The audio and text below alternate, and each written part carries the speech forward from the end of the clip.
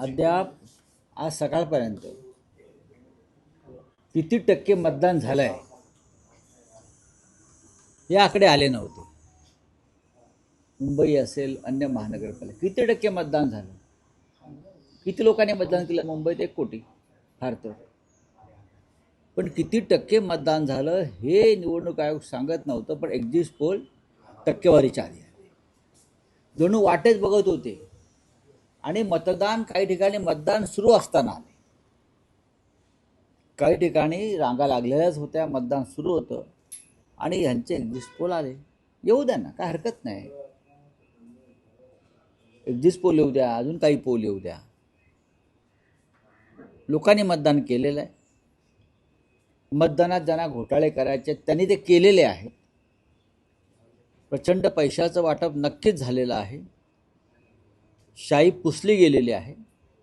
तरीही आम्ही खात्रीनं सांगतो, निकाल लागू द्या, मतमोजणी सुरू होऊ द्या. तमाम मराठी माणसानं, मुंबईकरांनी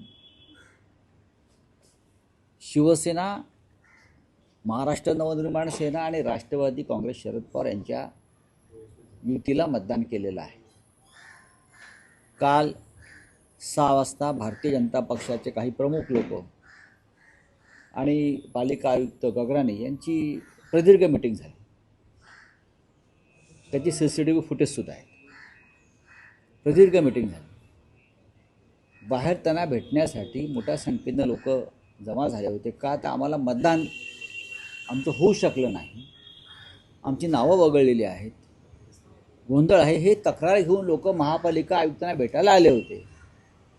आणि सांगण्यात आलं की महापालिका आयुक्त कार्यालयात नाहीत, पण ते दुसऱ्या एका खोलीत बसून भारतीय जनता पक्षाच्या लोकांबरोबर बैठक घेत होते. हे आता समोर आलेलं आहे.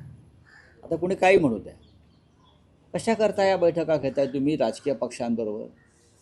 तुमचा काय अजेंडा ठरला आहे? कशा करता? काल ज्या प्रकारच्या तक्रारी या नवीन नाही आहेत. भारतीय जनता पक्षाचं राज्य महाराष्ट्रात देशात आल्यापासून या नेहमीच्या तक्रारी, EVM मशीन बंद पडणं, तुतारी दाबले की कमळाला मत जाणं, मशालीचं बटनच दाबलं न जाणं, या तक्रारी आताच आहेत का? या तक्रारी वर्षांवर्षाच्या आहेत. आम्ही म्हणतो बॅलेट पेपरवर निवडणुका घ्या. तुम्हाला निष्पक्ष निवडणुका हव्यात ना, मग बॅलेट पेपरवरती घ्या निवडणुका. स्थानिक स्वराज्य संस्थांच्या निवडणुका मतपत्रिकेवर घ्यायला काहीच हरकत नाही. पण त्या घेतल्या नाहीत. तरी आम्ही एका जिद्दीनं मतदानाला आणि निवडणुकांना सामोरं गेलो. माननीय उद्धव ठाकरे, माननीय राज ठाकरे, राष्ट्रवादी काँग्रेसचे नेते आम्ही एकत्र प्रचार केला, लोकांपर्यंत पोहोचलो. आता काय निकाल बाहेर पडतो याची आम्ही सुद्धा प्रतीक्षा करतो आहोत. लोकशाही आहे. जरी सत्ताधारी लोकशाही मानत नसले तरी आम्ही लोकशाही मार्गाने निवडणूक लढवलेली आहे. बघा, आम्हाला पूर्ण खात्री आहे, लोकांनी केलेलं मतदान जर EVM मशीनमधून गायब केलं नसेल तर ठाकरे बंधूंचाच महापौर होईल. पण आम्हाला खात्री आहे की किती केलं तरी लोकांनी मोठ्या संख्येने आम्हाला मतदान केलं. ह्यांच्याकडे पूर्ण यंत्रणा आहे. म्हणून ते खात्रीनं सांगतात ना, 140 जिंकतोय, 200 जिंकतोय. आमचा आकडा हा फार सौम्य होता की आम्हाला बहुमत मिळत आहे. नक्की घेऊ, काय घेणार नाही. जे सोबत येतील मुंबई वाचवण्यासाठी किंवा भाजपला रोखण्यासाठी, त्या सगळ्यांची मदत घेतली जाईल. आणि मदत घेण्यापेक्षा हे सगळे पक्ष स्वतःहून पुढे येतील. मुख्यमंत्र्याने मुख्यमंत्र्यासारखं वागावं आणि बोलावं, हे आम्ही वारंवार सांगतो. त्यांनी मोदींसारखं वागू नये. मोदी प्रधानमंत्र्यासारखं वागत नाहीत, बोलत नाहीत. हां, निदान सुशिक्षित, संस्कारी अशा राज्याच्या मुख्यमंत्र्याने, पुरोगामी महाराष्ट्राच्या मुख्यमंत्र्याने, आपण या राज्याचे मुख्यमंत्री आहोत या पद्धतीनं वागावं. शाई पुसली जाते आणि त्या संदर्भात तक्रारी आहेत, हे शेवटी काल निवडणूक आयोगाला मान्य करावं लागलं. आणि त्या संदर्भात त्यांनी जी शाई कंपनी आहे त्याचे चौकशीचे आदेश दिले. मार्कर कधीपासून आला असा एक टिपका आमच्यावर लावत होते ना. निवडणूक आयोगानं सांगितलं की शाई पुसल्याच्या तक्रारी आहेत आणि शाई पुसली जाते, याचं प्रात्यक्षिक आम्ही पाहिलं. हे निवडणूक आयोग सांगते आहे आणि मुख्यमंत्री खिल्ली उडवत आहेत. याचा अर्थ डालमे कुचकाला आहे. 100% काही करू शकतात हे.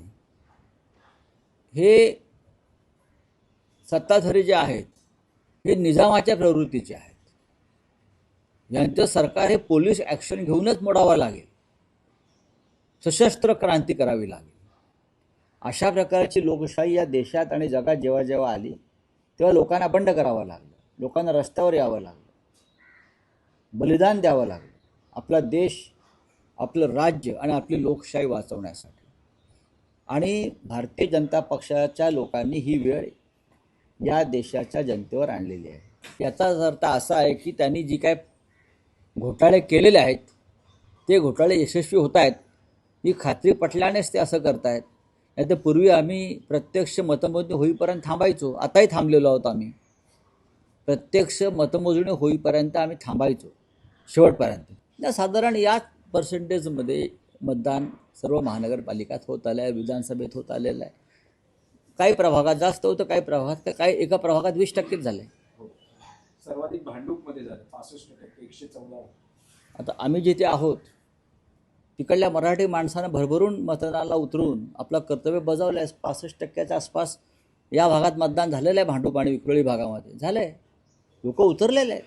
अनेक ठिकाणी लालबाग परळला झालेला आहे बरं का. अनेक ठिकाणी रात्री आम्ही मध्यरात्रीपर्यंत वाट पाहत होतो की किती टक्के मतदान झालं आहे. वेगळे आकडे येत होते. तेव्हा आज सकाळी मला समजलं की 52%च्या आसपास मतदान. आज सकाळपर्यंत का वेळ लागावा? मुंबई शहराची यंत्रणा महापालिकेची फार मजबूत आहे. आम्ही एका मुंबई शहराची ठाण्याची यंत्रणा वेगळी आहे. प्रत्येक शहराच्या महानगरपालिकेची यंत्रणा वेगळी असताना टक्केवारीसाठी इतका का हे बसून रात्री संध्याकाळी ठरवलं का? भारतीय जनता पक्षाचे लोक बसले होते की किती टक्के आकडेवारी आपण जाहीर करायची, हे बसून ठरलं का? आणि त्यानंतर सकाळी आकडेवारी आली. अजून निकाल लागायचे आहेत. आम्हाला पूर्ण खात्री आहे की आमचाच महापौर बसेल, पण तो महापौर बसवला जाऊ नये म्हणून आता मतमोजणीच्या वेळी काय घोटाळे करतात का? काल त्यांनी प्रचंड घोटाळे केले वॉर्डामध्ये की मराठी मतदारांना मतदान केंद्रापर्यंत जाता येऊ नये. त्यांची नावच वगळली गेली, त्यांचे पत्ते बदलले गेले, त्यांचे फोटो बदलले गेले. हां, वोटर ID कार्ड ज्यांच्याकडे आहे त्यांचं नाव मतदार यादीमध्ये नाही. अशी साधारण हजारो तक्रारी काल संध्याकाळपर्यंत आमच्याकडे आल्या.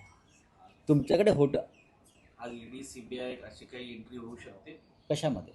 निकालानंतर नाही, बघू ना. नगरसेवक फोडाफोडीचे प्रकार होते का? नाही, आमचे कोणी फुटणार नाही.